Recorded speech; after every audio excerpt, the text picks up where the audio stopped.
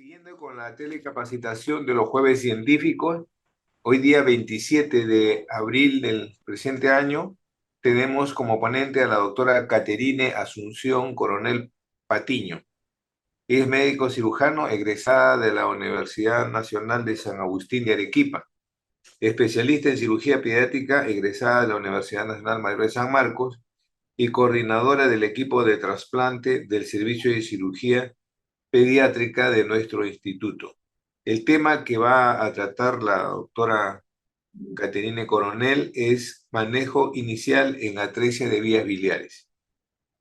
El registro de asistencia se hará mediante el link que se encuentra en la ventana del chat.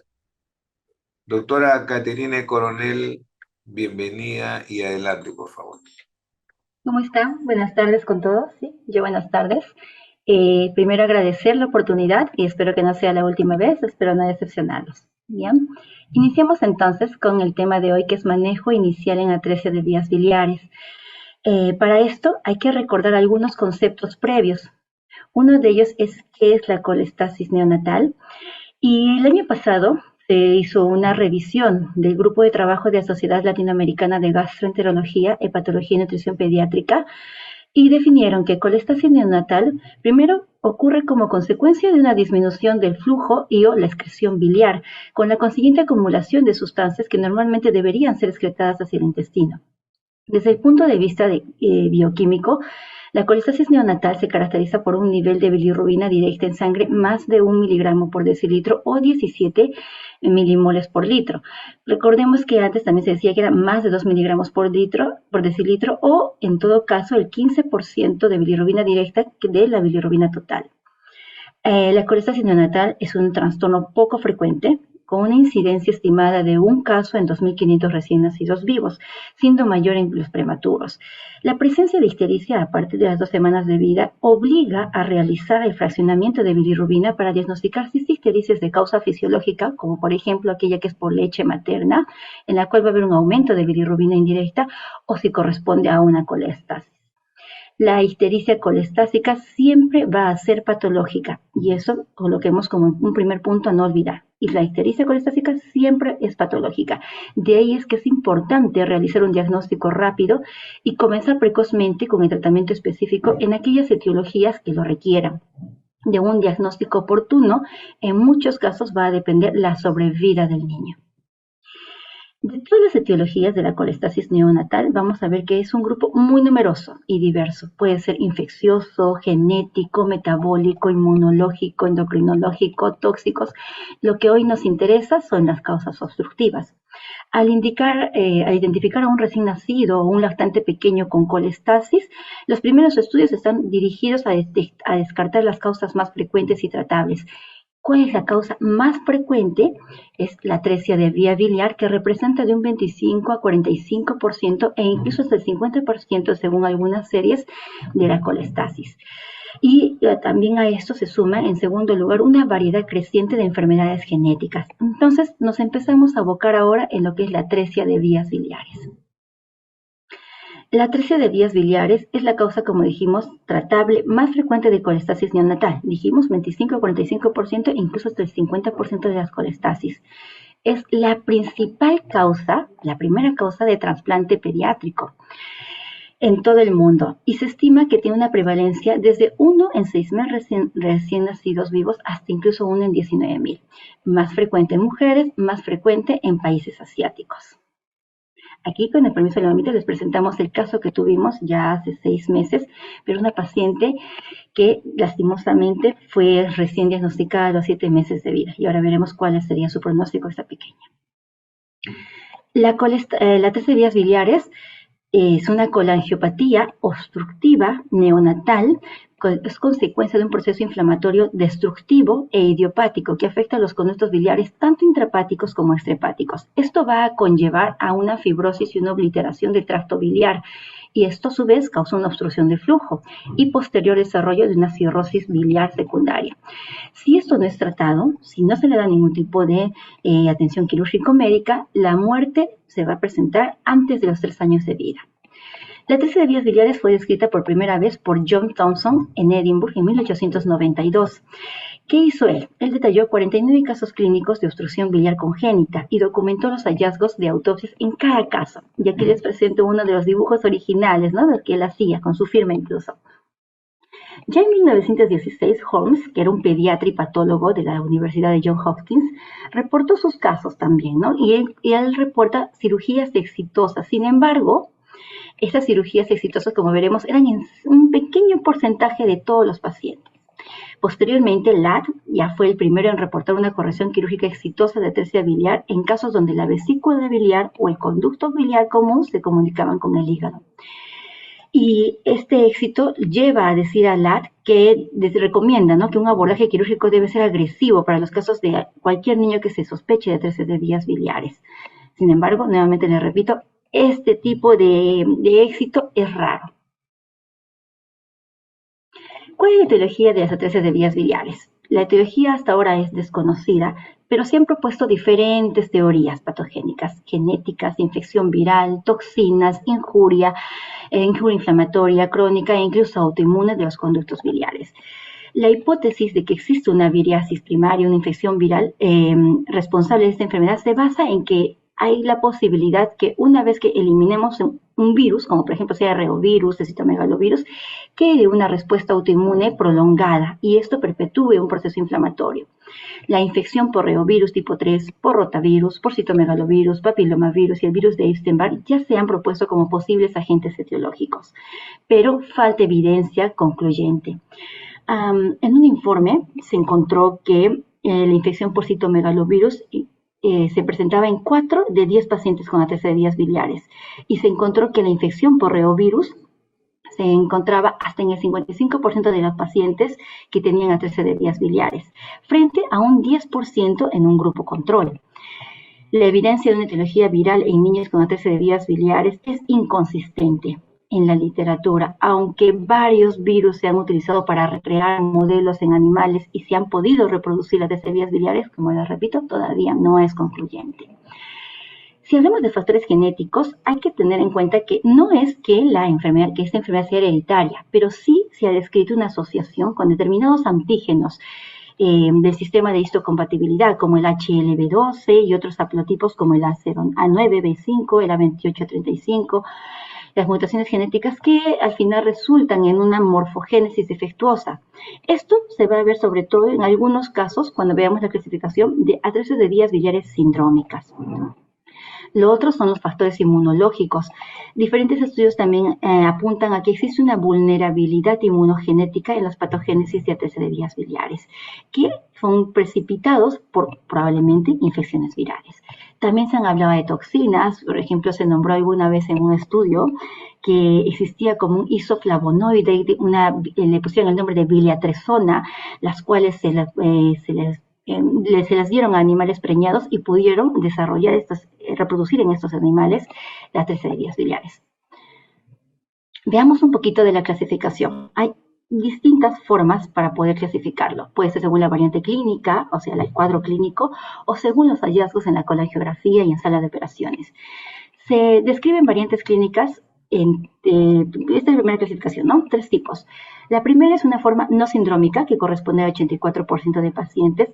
Esta suele ser la más frecuente. Luego tenemos otro subtipo que es la atresia de vías biliares con una malformación, pero que no tienen defectos de lateralidad, representa el 6% de los pacientes, y una forma sindrómica con defectos de lateralidad. Cuando digo lateralidad, me estoy refiriendo a que este paciente obtiene sitios inversos o tiene más rotación. Estos pacientes suelen estar asociados a malformaciones esplénicas como polisplenia, doble vaso, asplenia, malformaciones relacionadas con la vena cava, por ejemplo, vena cava inferior ausente, vena porta preduodenal y malformaciones cardíacas. Estos últimos 2 tipos se van a desarrollar con anomalías asociadas, sobre todo cardiovascular o gastrointestinal. De estas variantes clínicas, Davenport propone una clasificación, una variación, y él propone 4 grupos. Un primer grupo en el cual tenemos unas atresia de vías biliares sindrómicas, que se asocia a atresia de vías más malformación esplénica más malformación de ojo de gato. Una atresia de vías biliares una atresia de vías biliares con la presencia comprobada de infección de citomegalovirus y una atresia de vías biliares aislada y sola. Hasta aquí debemos recordar que hace mucho tiempo hablábamos de unos conceptos de atresia de vías biliares corregibles y no corregibles. Y eso vamos a ver ahorita que se relaciona con los hallazgos de la colangiografía. Este concepto de corregible y no corregible se introdujo en 1916, según los hallazgos anatómicos y colangiográficos. Según la clasificación japonesa tenemos tres tipos. El tipo 1 es una atresia de vías biliares, como lo vemos acá en el dibujo, eso está basado en el Ashcraft. El tipo 1 es una atresia del conducto biliar común, del colédoco. El tipo 2 se va a subdividir en un 2A, en el cual va a haber una obliteración del conducto hepático común, luego, y solamente esa zona, vía biliar y colédoco, están permeables. El tipo 2B va a ser una obliteración tanto del conducto hepático común, cístico y colédoco.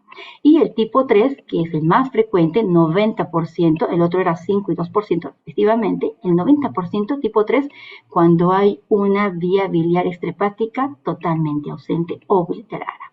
Entonces, si este es el más frecuente, ya nos vamos imaginando cuál va a ser el pronóstico. Actualmente existe otra clasificación más usada, la clasificación francesa.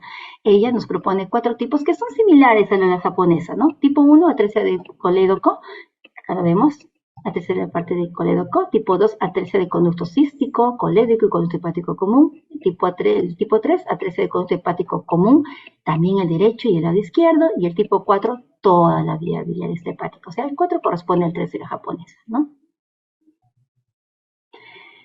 El cuadro clínico. Las características clínicas de la enfermedad son las siguientes: ictericia progresiva, acolia progresiva, coluria, hepatomegalia, de consistencia aumentada, acompañada a veces de esplenomegalia.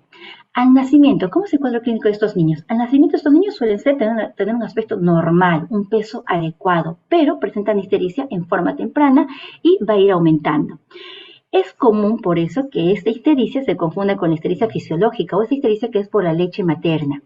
La diferencia es que en la atresia de vías biliares, esta ictericia va a persistir más allá de las 2 semanas y se va a asociar a lo que dijimos, acolia progresiva o hipocolia, hepatoesplenomegalia, acoluria.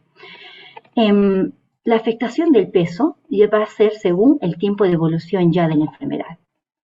Respecto a los hallazgos de laboratorio, no hay ningún dato bioquímico que sea patognomónico.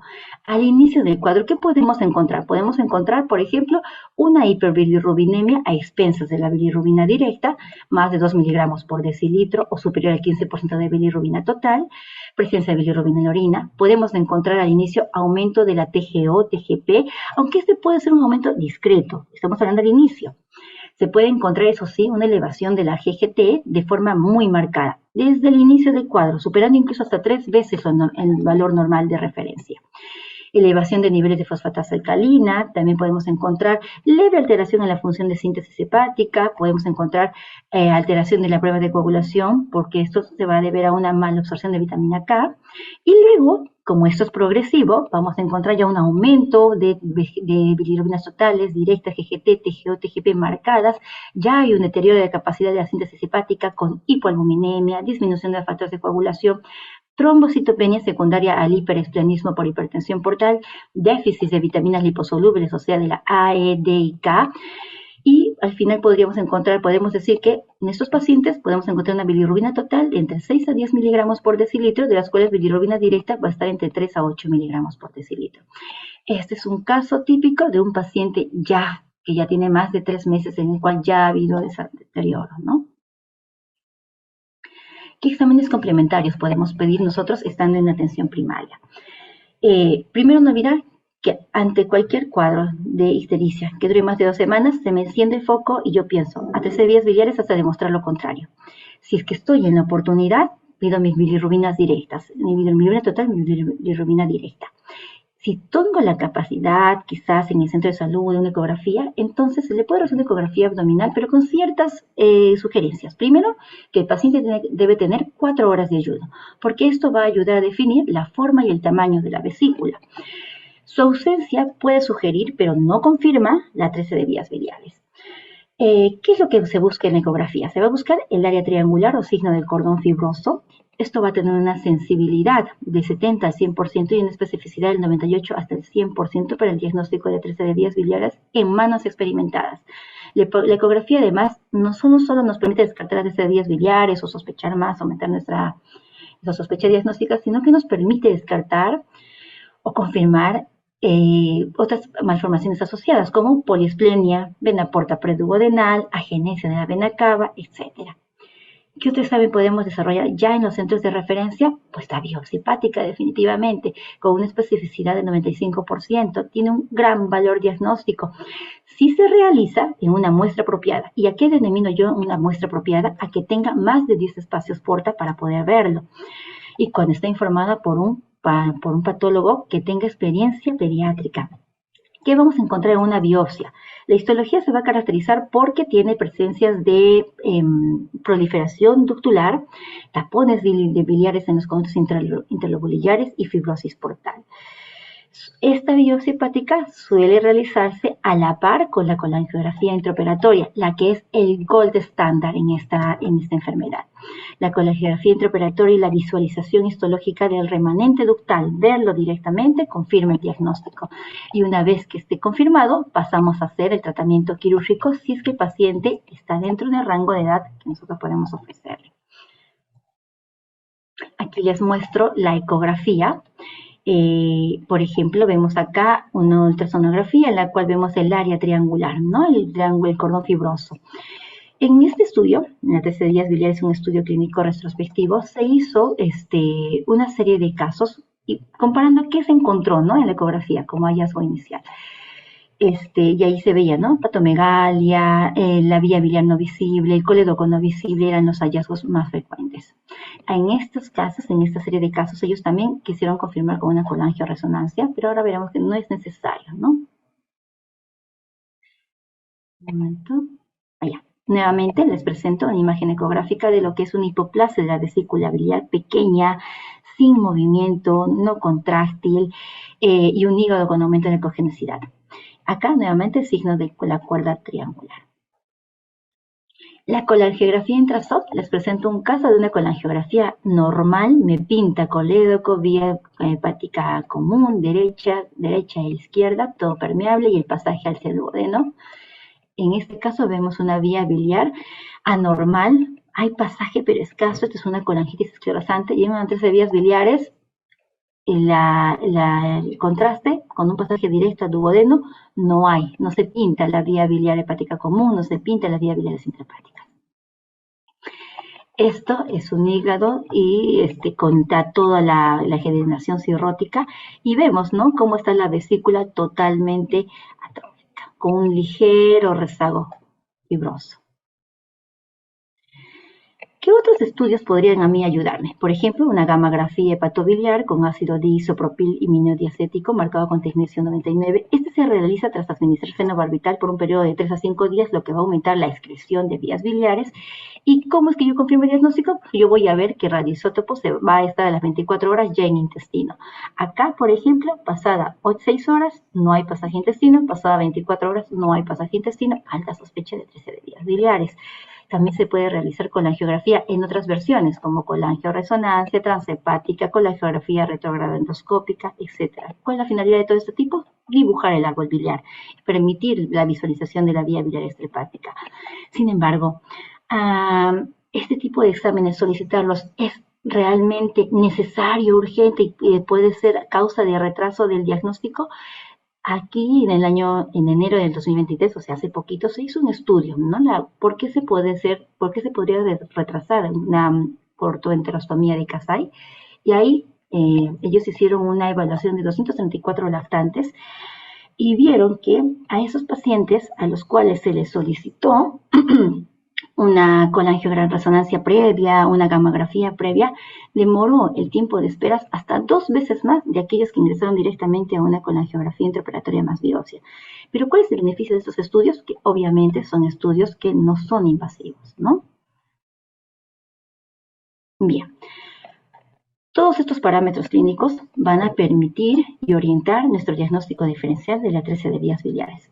Por ejemplo, en este estudio que nos presentaba una detección temprana de A13 de vías biliares, nos dice, ¿no? Una observación diaria del color de las deposiciones durante 10 días consecutivos debe realizarse ante la sospecha de A13 de vías biliares. Ver que el peso de nacimiento es normal y posteriormente hay un deterioro de sospecha de vías biliares si es que tenemos una ictericia asociada.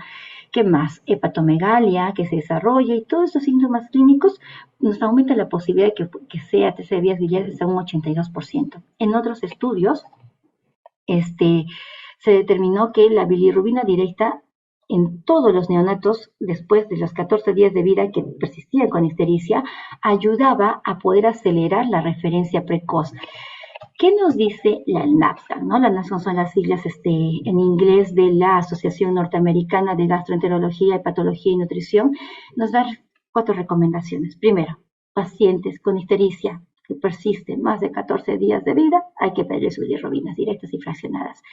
Que esta responsabilidad de hacer un diagnóstico precoz está a cargo del médico clínico de primer nivel y posteriormente del gastroenterólogo. Los cirujanos entramos ya al final, cuando ya necesitamos hacer la corrección quirúrgica. Debe descartarse siempre causas infecciosas, metabólicas o endocrinológicas y no existe un test de tamizaje que pueda predecir al lactante que vaya a desarrollar colestasis. La tarjeta colorimétrica fue una propuesta de Matsui y Todoriki en el año de 1995 en Japón. Recuerden que allí es más frecuente estas patologías, los cuales realizaron un tamizaje a una población de 17.641 recién nacidos vivos, a los cuales al control de vida, al mes de vida, a todos les aplicaban la tarjeta colorimétrica. Así se llegó a identificar 2 casos de A13 de vías biliares en 3 pacientes que cumplían con el criterio de hipocolia y acolia, por lo que lograron realizar en estos 2 pacientes el diagnóstico antes de los 60 días de vida para poder operarlos, lo que es lo óptimo, ¿no? Ya el tamizaje universal fue establecido por primera vez en Taiwán utilizando un método similar. Y aquí vieron que de lo que empezaron a aplicar en el 2004 se alcanzaba una sensibilidad del 72% y luego ya de la capacitación la sensibilidad llegaba hasta el 97% en un año de capacitación y lograron detectar de manera precoz muchísimos más pacientes e incluso antes de 60 días de vida referirlos para una corrección adecuada. Se han propuesto múltiples formas de hacer el diagnóstico en todo niño. Entonces, que dijimos, más de 2 semanas en este estudio, por ejemplo, que es la que les comentaba que se hizo el año pasado, no se reunió en la Sociedad Latinoamericana de Gastroenterología, se propuso esto. Nuevamente, más de 2 semanas de un lactante, de un neonato con ictericia, hay que solicitarle bilirrubinas directas, bilirrubinas fraccionadas. Si ya hay una bilirrubina directa mayor a 1 miligramo, me llama la atención, tengo que derivar a un centro de tercer nivel de atención, donde se volverá a revisar el caso, veremos si se cumple con deposiciones hipocólicas o acólicas y hay que estar obligados a descartar ATC de vías biliares, déficit de alfa-1 antitripsina, fibrosis quística. ¿Bien? Recomendación. Bien, ya tenemos nuestro diagnóstico, el paciente fue referido, confirmamos, es una atresia de vías biliares. Esto ya es un poquito profundizando en la parte quirúrgica que a mí me encanta. La portoenterostomía fue descrita en 1959 como un tratamiento destinado a restablecer el flujo de la vía biliar. Como yo les explico a los papitos, ¿no? Es como un arbolito en la cual el hígado quiere botar la bilis. Si no tiene las ramas, le creamos una ramita artificial que son los intestinos. Entonces, durante la intervención, los conductos biliares microscópicos situados en el porte hepatis van a ser expuestos y van a ser drenados a través de una anastomosis en Jeder-Roux a los bordes fibrosos del yeyuno, ¿no? Esto para restablecer el flujo biliar. Ahora, es muy importante realizar la intervención lo más antes posible, luego del nacimiento, para tener mayor posibilidad de un resultado exitoso. En aquellos casos en los que la portoenterostomía no logra restablecer un flujo biliar suficiente, el paciente va a pasar a ser evaluado para un trasplante hepático. En aquellos raros casos en los cuales persiste una vía biliar residual, puede plantearse incluso una alternativa de realizar un hepatoportocolecistostomía. Qué raro. Entonces, como dijimos, en 1928 ya había sido William Ladd en Boston quien impulsó esto de hacer la laparotomía en bebés con ictericia y buscar la manera de hacer la reconstrucción de vías biliares. Pero ya en 1959 es Kasai, Morio de Kasai de Japón, él informa una nueva operación, abogando a la excisión radical de toda la parte del porte hepatis y luego hacer la derivación a Jederbox. Aunque los primeros informes que ellos reportaban tuvieron muchos éxitos, por ser de Japón quizás, por ser un país lejano, esta cirugía, la propuesta de este médico, fue mucho tiempo ignorado por los médicos estadounidenses y de Europa. Sin embargo, actualmente es nuestro procedimiento estándar para la mayoría de casos de vías biliares. La técnica quirúrgica ha variado, se ha ido modificando como es todo en la vida, ¿no? Se modifica y se mejora. Y así vemos una evolución desde 1971, 72 y la actual modificación en el grupo 4 en 2001. Esto vemos que con la modificación realizada en la cual se hace incluso una anastomosis para disminuir el reflujo, encontramos un 87.2% de aclaramiento de la ictericia y menos incidencia de colangitis. Entonces se ha ido proponiendo, ¿no?, hacer solamente un asa que sea más corta, que sean con un ostoma para derivación, que sea un asa con una válvula para evitar el reflujo. Estas son las últimas en la cual nosotros aplicamos acá en el hospital. Entonces se trata de hacer una derivación más o menos unos 10-20 centímetros del ángulo de trace y luego un asa, se llama el pie de la derivación, que se recomienda que sea entre 40 y 50 centímetros. E incluso en algunos estudios se da una fórmula que dice que son 10 centímetros por cada kilo de peso. Entonces si mi paciente que voy a operar son de 4 kilos, serían 40 centímetros que hay que hacerle el día. ¿Qué consensos hemos tenido hasta ahora? Por ejemplo, según este estudio realizado en el 2019, en un consenso europeo, se logró varias partes de la cirugía ponerse de acuerdo. Primero, tratar de que siempre se realice una laparotomía transversa, hay que realizar una movilización hepática total, la exposición de todas las fosas de Rex, sobre todo de ellos lo que les decía, ¿no? 40 centímetros de longitud de la asa del pie del Jederbox. Y así también en la zona de la anastomosis portoentérica también ha habido modificaciones. Lo primero que se hacía era hacer incluso puntos continuos a nivel de la derivación portoentérica, como están acá, luego puntos separados en todo el área y por último lo que se hace ahora es hacer los puntos separados dejando los ángulos derecho e izquierdo libres. ¿Por qué? Porque yo supongo que aquí, aunque sea de manera muy pequeña, están llegando el conducto hepático derecho e izquierdo. Y se ha visto que dejar esto aumenta nuevamente el rango de aclaramiento de la ictericia y aumenta también el sobrevida de los pacientes que son sometidos a un Kasai modificado. ¿Cuándo es que un paciente pasa a trasplante? Dijimos, esta colangiopatía es progresiva. El tratamiento quirúrgico inicial va a ser la operación de Kasai, que en la mayoría de casos va a ser un puente hacia el trasplante hepático, de tal manera que al transcurrir los años van a ir apareciendo las complicaciones y el deterioro progresivo de la función hepática. Muchos estudios multicéntricos han demostrado que alrededor del 98% de los niños operados de atresia de vías biliares que viven con su hígado nativo van a llegar a los 5 años de vida ya con manifestaciones clínicas y bioquímicas de daño hepático crónico. Cuando la intervención de Kasai ha sido exitosa, va a reducir los niveles de bilirrubina e incluso pueden llegar a normalizarse. Este resultado va a permitir que mi paciente tenga una supervivencia prolongada. Estos niños van a crecer, va a retrasar su indicación a la segunda de trasplante, incluso hasta la adolescencia, en algunos casos hasta la adultez, y en realidad eso resulta ventajoso, ya que es más fácil operar a un adulto, es más fácil encontrar un donante adecuado para un adulto, reduce las dificultades técnicas y con ello las complicaciones quirúrgicas del trasplante. La mayoría de pacientes que no tuvieron una restauración de flujo biliar van a ser trasplantados durante el primer año de vida. Otros parámetros clínicos que nos van a orientar a su indicación son los siguientes. Por ejemplo, en lactantes, demora en el diagnóstico. Pacientes que tienen más de 120 días para el momento de ser diagnosticados, más probabilidad de que vayan a trasplante. Si mi Kasai falla, o sea, nuevamente las bilirrubinas se elevan, trasplante, colangitis a repetición, retardo en el crecimiento, hipertensión portal, ascitis recurrente, hipertensión bacteriana espontáneas, ya para un lactante va a ser trasplantado antes del año de vida. Y en pacientes mayores de 2 años mayores de 2 años, sin síndrome hepatopulmonar, hipertensión portopulmonar, síndrome hepatorenal, prurito intratable, osteoartropatía hipertrófica y mala calidad de vida, entre otras. Entonces, en este estudio, por ejemplo, que te decía, bueno, y si entonces va a haber muchos pacientes a los cuales el Kasai no va a ayudar y solo es un puente, ¿por qué no los trasplantamos de frente? Entonces, aquí se dice en este año también, el año pasado en octubre se propuso eso, ¿no? El trasplante primario versus el trasplante de salvataje, o sea, en aquel en que el Kasai me falló. Esto es un estudio de retrospectivo y en el cual evaluaron 3.438 candidatos a trasplante con atresia de vías biliares, y los cuales el 15% se incluyeron por un trasplante primario, o sea, de frente pasaron a trasplante. 17% de ellos fueron para trasplante de rescate ante una falla temprana, o sea, antes del año de edad, y 67% pasaron después de una falla tardía de Kasai. ¿Qué se vio?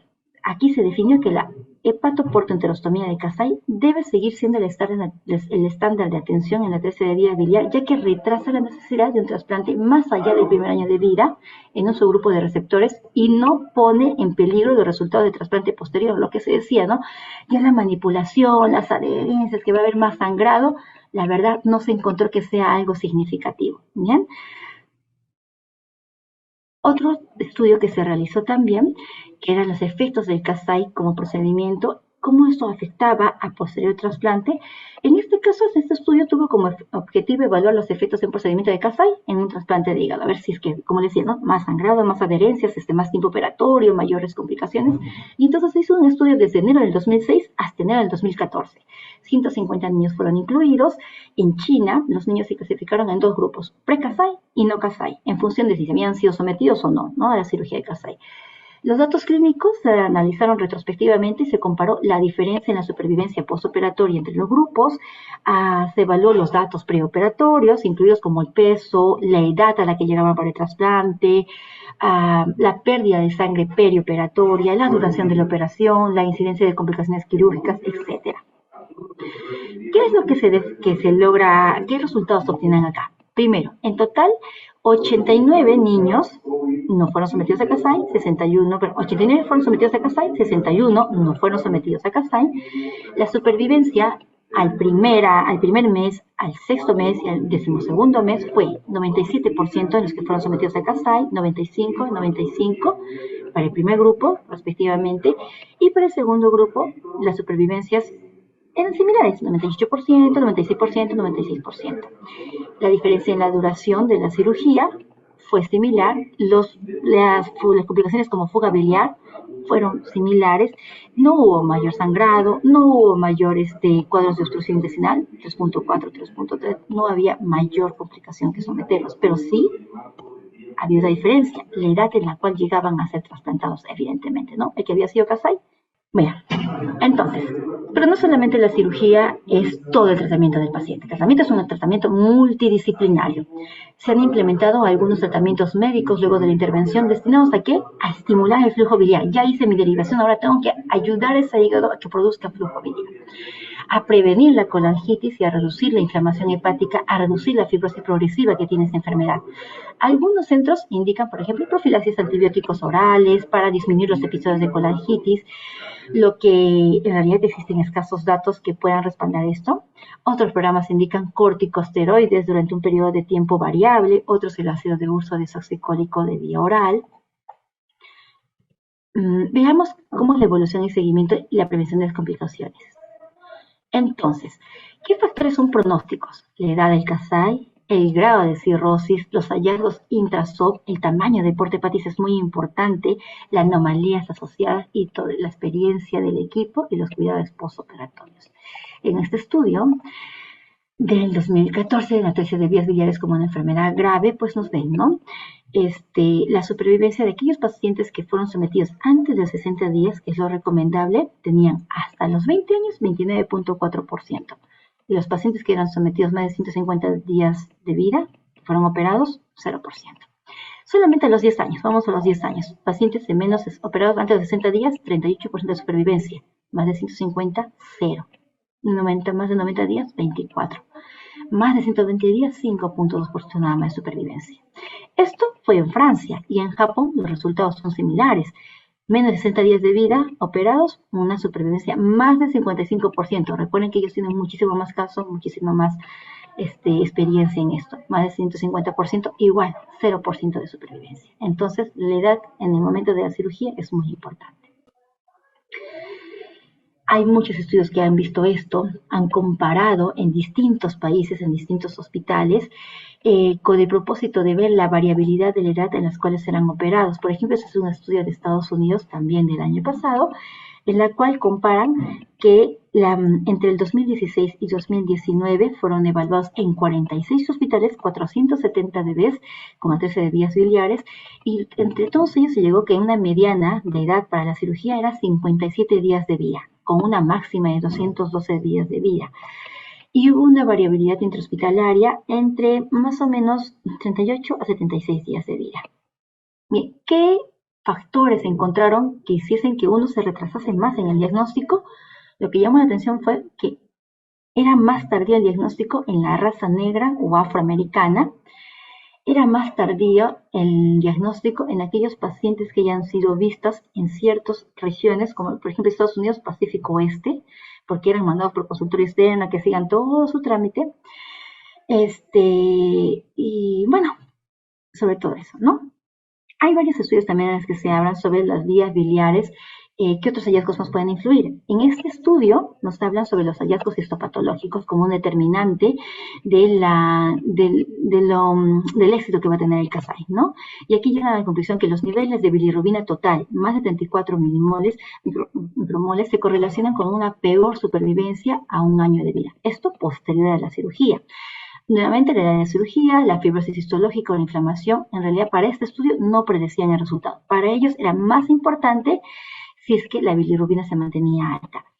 Otros predictores adversos potenciales eran la inflamación hepatocelular grave, o sea, la biopsia hepática, lo que se evalúa en ese momento, la colestasis grave y las anomalías a nivel del porte hepatis.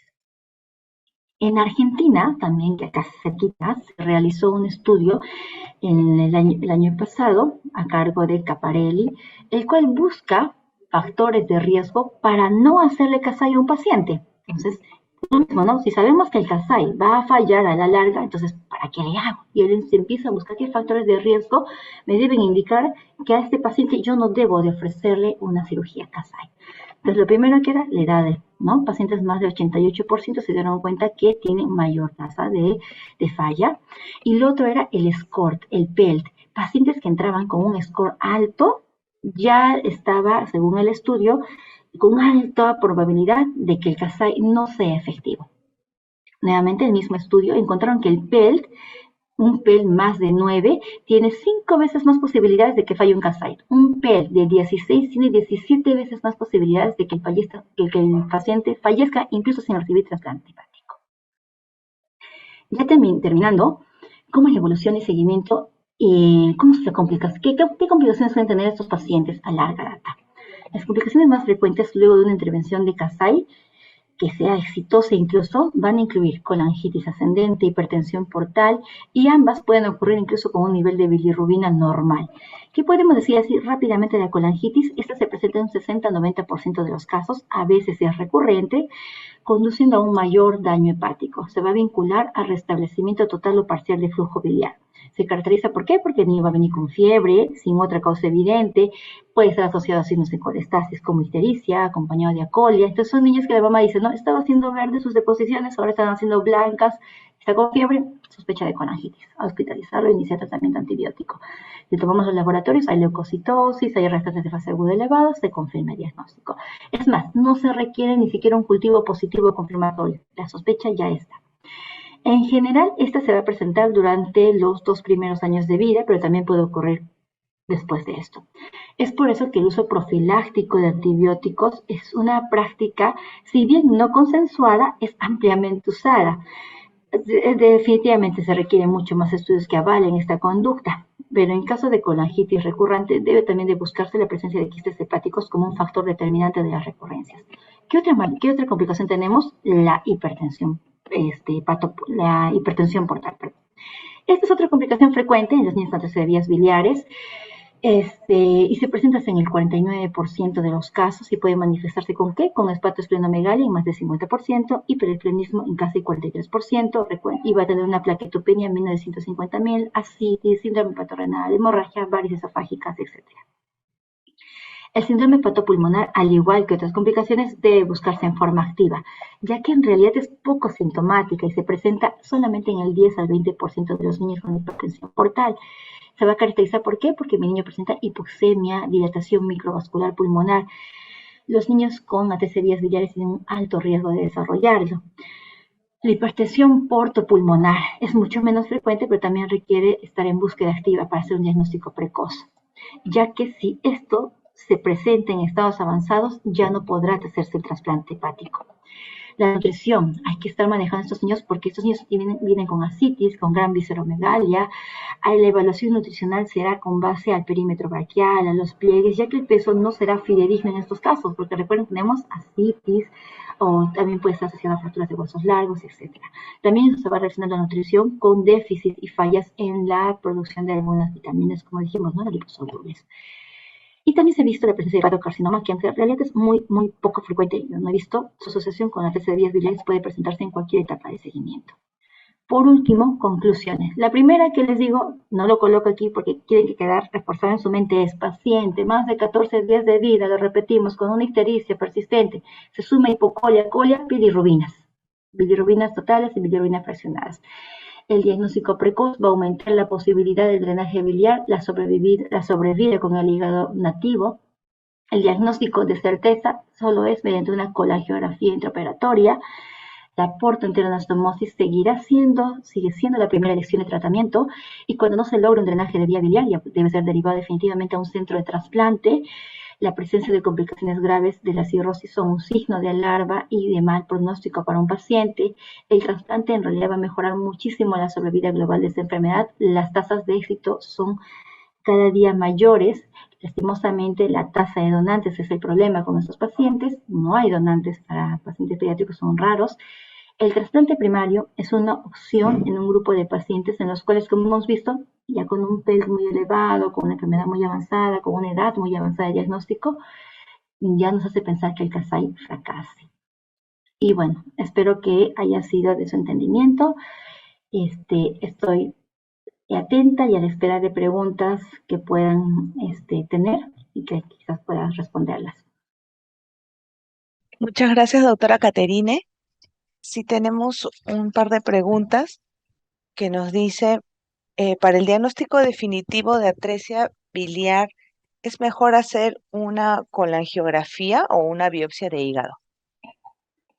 ¿Cómo está? Como les dije, van las dos de la mano. El diagnóstico se hace con la colangiografía intraoperatoria, la visualización directa de la vía biliar fibrosada, y la biopsia hepática es a la par para definir el grado de lesión hepática, porque ya el paciente está abierto, entonces no vas a entrar solamente para una u otra, se hacen las dos a la par. Muchas gracias, doctora. Tenemos otra pregunta que nos dice, si un bebé tiene atresia biliar y no es tratado a tiempo, ¿puede llegar a ser mortal? Sí, como les refería, ¿no? Aquellos pacientes que no reciben tratamiento, su tasa de mortalidad al 100% antes de los 3 años de vida. Bien, si no se recibe ningún tipo de tratamiento, ni trasplante, ni derivación, ni atención, la tasa es 100% de fallecimiento antes de los 3 años de vida. Muchas gracias, doctora. Bueno, no tenemos más preguntas, pero para finalizar, ¿qué recomendaciones nos podría brindar? Bien, como les decía a un inicio, ¿no? Como eso está dirigido a los médicos de atención primaria, a los residentes, a los internos que van ahí a próximo su serum, hay que tener en cuenta dos cosas. Tener en cuenta que cualquier ictericia que se prolongue más de 2 semanas ya me llama la atención. Si puedo tomar el examen de bilirrubinas y hay un predominio de la directa, o es más de 2 miligramos o 1 miligramo incluso, y está asociado a hipocolia o colia, yo sospecho de atresia de vías biliares hasta que se demuestre lo contrario y hago la referencia. No pierdo tiempo en pedir colangioresonancia ni nada. Hago la referencia a un centro de mayor capacidad donde puedan hacer una ecografía por un personal que tenga experiencia y empezar el tratamiento lo más precoz posible. Recuerden, tenemos para tasas de éxitos altas en estos pacientes menos de 60 días de vida para hacer el diagnóstico y darles un tratamiento adecuado. Entonces, a tener alerta todo niño con ictericia, todo niño que tenga colestasis, todo niño con ictericia que se prolongue más de 2 semanas, a 13 vías biliares hasta demostrar lo contrario. Bueno, doctora Caterine Coronel Patiño, la Oficina de Docencia e Investigación agradece su gentil participación como ponente el día de hoy y además por haber compartido su experiencia profesional con todos nosotros. Y también agradecemos a los participantes y los esperamos la próxima semana con otro tema de Jueves Científico. Muchísimas gracias, doctora. Gracias, cuídense.